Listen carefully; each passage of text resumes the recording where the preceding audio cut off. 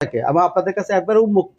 আমাদের 10 জন প্রার্থীকে ভাইবা বোর্ডে দেখছি, এই 10 জন প্রার্থী লিখিত পরীক্ষায় কত পেয়েছে তাদের আছে, প্র্যাকটিক্যাল পরীক্ষায় কত পেয়েছে সেটাও আছে, মৌখিক পরীক্ষায় প্রেজেন্টেশনে কত পেয়েছে সেটাও আছে, এবং সেখানে যারা নিয়োগ বোর্ডের মেম্বার আছে সব নিয়োগ বোর্ডের মেম্বারদের সিগনেচার দেওয়া আছে।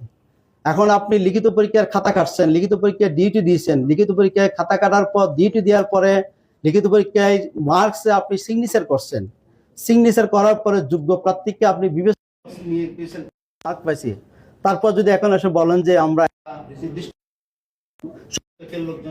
খুব দুঃখজনক। আমরা বলবো যে আমরা মেধা এবং যোগ্যতাকে প্রায়োরিটি দিয়ে আমরা নিয়োগ দিছি। এর মধ্যে কোনো নির্দিষ্ট গোষ্ঠী বা আমি আবার বলছি আমরা কোনো জাত, গোষ্ঠী, ধর্ম, বর্ণ, কোনো গোত্র কোনোটাকে আমরা বিবেচনা করি, আমরা মেধার বিবেচনায় আমরা এই নিয়োগগুলো দিয়েছি।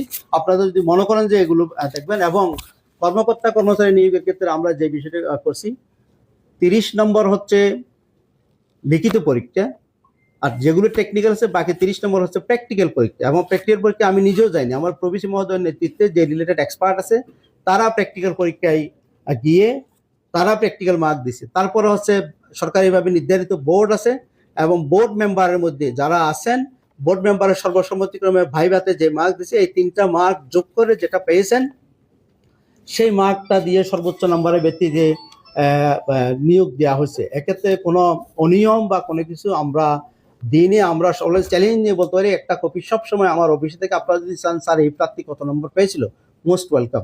এবং নিয়োগ বোর্ডের